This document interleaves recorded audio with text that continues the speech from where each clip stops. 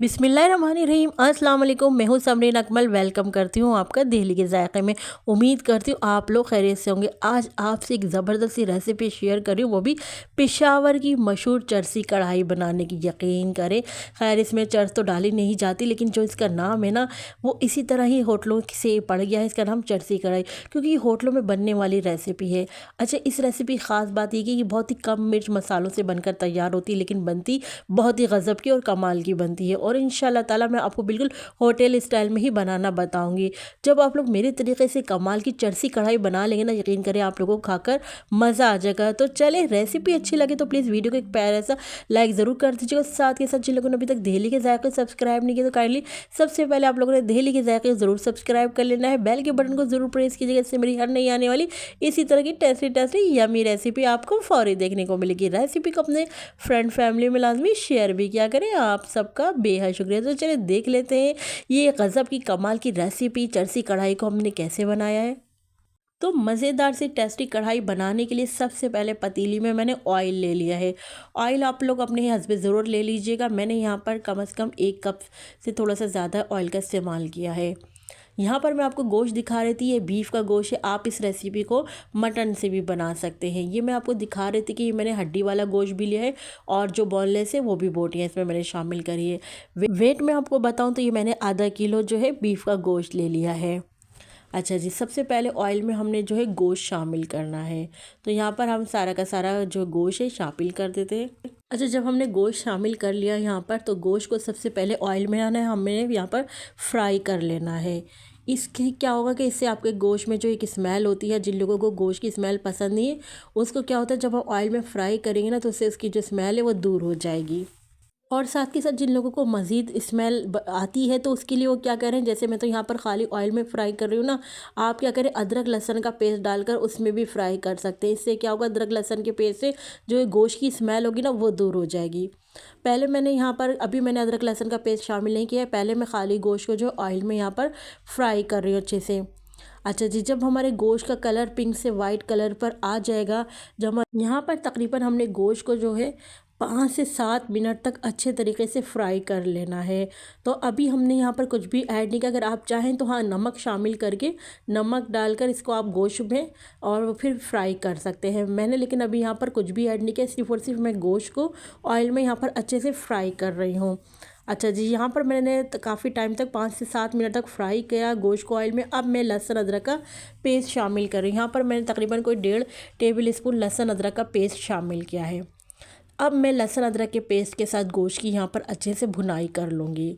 जब यहाँ पर भुनाई कर ली मैंने 5 मिनट तक, फिर मैंने शामिल किया यहाँ पर हरी मिर्चों का पेस्ट। हरी मिर्चों का पेस्ट भी मैंने यहाँ पर 1.5 टेबल स्पून शामिल किया है। हरी मिर्चों के पेस्ट को भी यहाँ पर अच्छे से हमने अपने गोश्त में मिक्स कर लेते हैं। अच्छा, अभी मैं क्या करूँगी, अभी मैंने सिर्फ हरी मिर्चों का पेस्ट और यहाँ पर लहसुन का पेस्ट गोश्त में शामिल किया है, और इसके अलावा मैंने कुछ भी शामिल नहीं किया। तो लहसुन के पेस्ट और जो हरी मिर्च का पेस्ट है, इनको अच्छे से हमने अपने गोश्त में मिक्स कर लिया है। अब मैं क्या करूँगी, मैं गोश्त गलने का पानी शामिल कर दूँगी। तो यहाँ पर मैं 1 गिलास जो है गोश्त गलने का पानी शामिल करके, अच्छा यहाँ पर मैंने क्या किया था, यहाँ पर मैंने तकरीबन 6 से 7 टमाटर को बीच में से काटा, यानी एक टमाटर के 2 करके, और उनको मैंने उल्टा करके रख दिया था, ताकि टमाटर भी गोश्त के साथ हमारे सॉफ्ट हो जाए।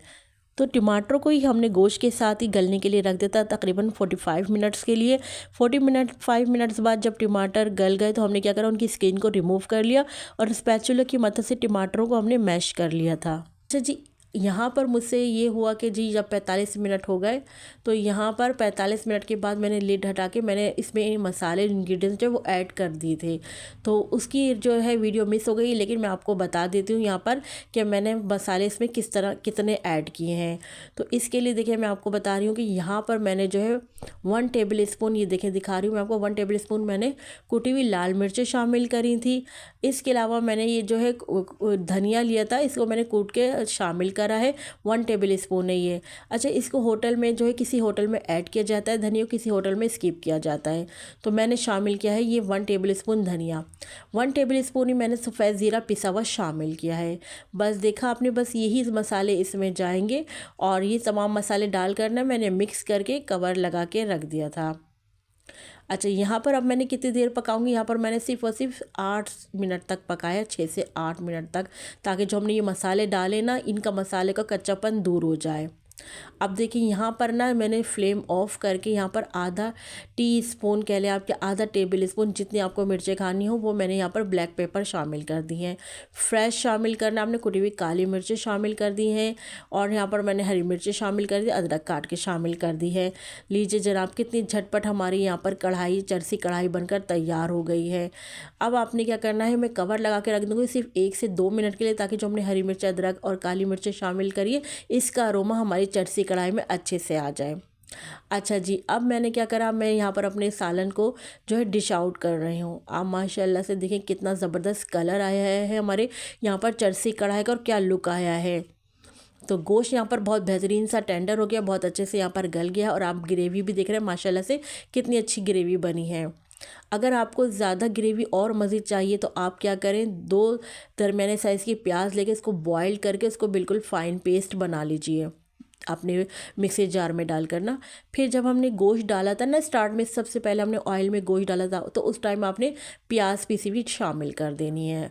ठीक है, मैंने यहाँ पर पीसी हुई शामिल नहीं करी प्याज, क्योंकि मैंने जितने बनाया है अफराद के लिए उसके हिसाब से इसमें ग्रेवी बिल्कुल परफेक्ट रही है। लास्ट में मैंने हरा धनिया से इसको गार्निश कर दिया। अब माशाल्लाह से आप लुक चेक करें, फाइनल लुक देखें इसकी, कितनी ज़बरदस्त सी हमारी यहाँ पर चरसी कढ़ाई बनकर तैयार हो गई है। आई होप मेरी आज की आपको रेसिपी ज़रूर पसंद आएगी, क्योंकि बहुत जल्दी बनने वाली रेसिपी है और बहुत ही कम मिर्च मसालों से बनकर तैयार हुई है।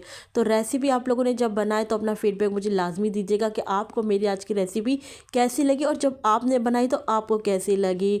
आप मेरे इसको दावत के लिए ज़रूर बनाना है, दावत के लिए भी एक आइडियल रेसिपी है ये, यकीन करें बहुत ही कमाल की रेसिपी ये बनती है। तो चले चलती हूँ, क्योंकि मैं आप लोगों के लिए इसी तरह मज़े मज़े की यमी यमी रेसिपी लेकर आप लोगों की खिदमत में हाजिर होती हूँ। जब तक के लिए मुझे समरीन अकमल को दिल्ली के जायके से इजाज़त दीजिए।